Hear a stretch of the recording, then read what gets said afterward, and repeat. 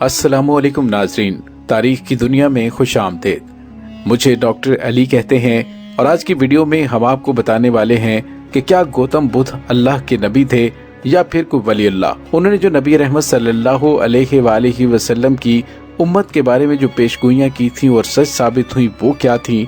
Video की तफसील में जाने से पहले हमारे चैनल को सब्सक्राइब कर लीजिए और बेल आइकन को जरूर दबा दीजिएगा ताकि हमारी आने वाली वीडियोस सबसे पहले आप तक पहुंच सकें। और कमेंट सेक्शन में पाक फौज जिंदाबाद का नारा कमेंट जरूर कीजिएगा। नाज़रीन, 563 कबले मसीह कि जब हिंदुस्तान 4 तबकों में बटा हुआ था, जिनमें ब्राह्मण, क्षत्रिय, वैश्य और शूद्र शामिल थे। इस पूरे मुआशरे पर ब्राह्मणों का राज हुआ करता था। जिंदगी के हर शोबे में ब्राह्मणों की अजारादारी कायम थी, जबकि सबसे बुरे हालात शूद्रों के थे, जिन्हें अछूत कहा जाता है। नाज़रीन, उन अछूतों को चप्पल तक पहनने की इजाजत नहीं होती थी। मंदिरों में उनका दाखिला तो दूर, अगर किसी शूद्र के कानों में भजन की आवाज भी पहुंच जाती तो पिघला हुआ शीशा उसके कानों में डाल दिया जाता।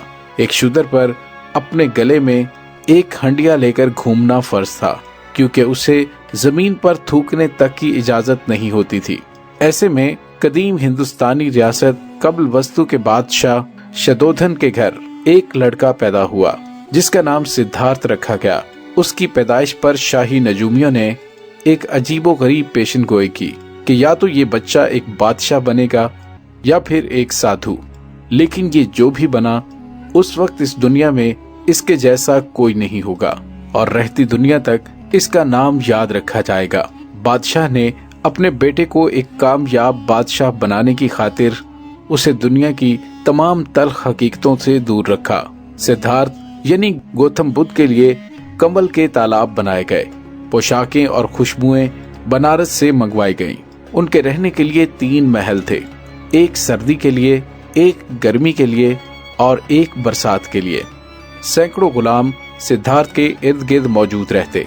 16 वर्ष की उम्र में उनकी शादी यशोधरा नामी एक लड़की से हुई और कुछ साल के बाद राहुल नामी एक लड़का भी उनके यहाँ पैदा हुआ। कुदरत ने गौतम बुद्ध को एक नर्म दिल अता किया था, इसलिए आहिस्ता आहिस्ता उन्हें दुनिया में रहने वाले दीगर लोगों और जानवरों की तकालीफ का अंदाजा होने लगा और ये समझ आने लगी कि ये दुनिया सिर्फ खुशी और आराम का नाम नहीं है, बल्कि मसाइब व मुश्किलात की जगह भी है। एक दिन सिद्धार्थ ने एक ख्वाब देखा कि एक बूढ़ा जो कि चल फिर नहीं सकता, उसके साथ ही एक आवाज आती है कि एक दिन तू भी ऐसा बूढ़ा और बेबस हो जाएगा। फिर उन्होंने देखा कि एक शख्स बीमार है और दर्द से चीख रहा है। वही आवाज कहती है कि तू भी एक दिन ऐसे ही दर्द से चीखेगा। फिर एक दिन ख्वाब में देखा कि एक मुर्दा जमीन पर पड़ा है और वो आवाज आती है कि एक दिन तू भी इसी तरह मर जाएगा। नाज़रीन, इस ख्वाब ने गौतम बुद्ध की सोचों में एक इनकलाब बर्पा कर दिया। इसके बाद वो अपनी बीवी, बच्चे और पूरी राजधानी छोड़कर सच्चाई की तलाश में निकल खड़े हुए। तमाम कीमती लिबास और जेवरात उतार डाले और फकीरों जैसे कपड़े जेबे तन करके कई बरस तक एक जोगी की तरह इस फिक्र और तलाश में फिरते रहे कि दुनिया के दुख दर्द से रिहाई कैसे मुमकिन हो। कई बरस तक जिराजतें और तकलीफें बर्दाश्त करने के साथ अपने जिस्म को तकलीफें पहुंचाईं। आखिरकार गौतम बुद्ध एक जंगली इंजीर के दरख्त के नीचे मुराकबे में बैठ गए और अहद किया कि जब तक उन्हें सही जवाब न मिल जाए वो उस दरख्त के नीचे से नहीं उठेंगे। नाज़रीन, बिलाखिर गौतम को इरफान की रोशनी नजर आई और उन्हें अपने सवालों का जवाब मिल गया और वो गौतम से गौतम बुद्ध बन गए। नाज़रीन, बुद्ध के मानी है खुदा का आरिफ। नाज़रीन, यहीं से गौतम बुद्ध नोए इंसानी के लिए तौहीद का पैगाम लेकर निकल खड़े हुए और हिंदुस्तान के कई शहरों में जाकर लोगों को देवी देवताओं और बुतों की पूजा की बजाय एक खुदा की इबादत का दर्स दिया। कई शहरों और देहातों में तबलीग के बाद गौतम बुद्ध अपने आबाई शहर कपिल वस्तु पहुंच गए।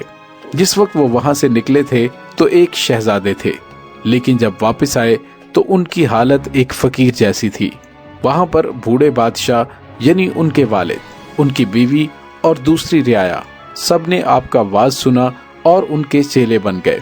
नाज़रीन, आमतौर पर यह समझा जाता है कि बुद्ध मत खुदा के वजूद के हवाले से खामोश हैं। लेकिन नाजरीन, ऐसा नहीं है।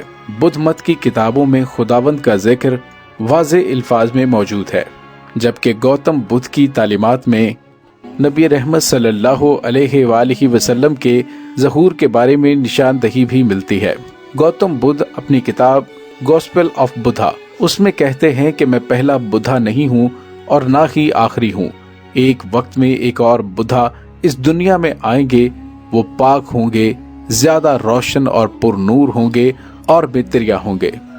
नाज़रीन, मित्रिया के मानी रहमत के हैं और बकौल गौतम बुद्ध वो आखिरी बुद्धा यानी रसूल हैं और जल्द ही वो इस दुनिया में आएंगे।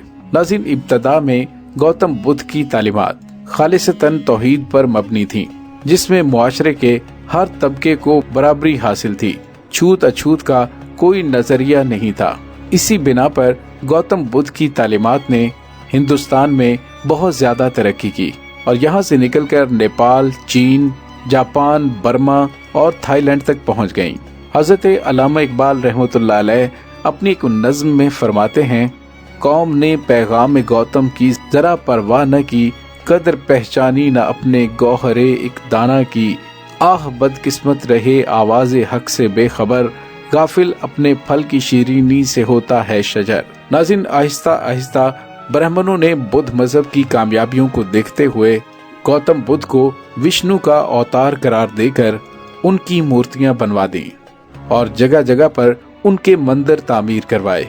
इस तरह गौतम बुद्ध की तौहीदी तालीमात गलत मलत कर दी गईं। नाज़रीन, बुद्ध मत के जवाल का दूसरा सबब उसमें पैदा होने वाली फिरका बंदी थी।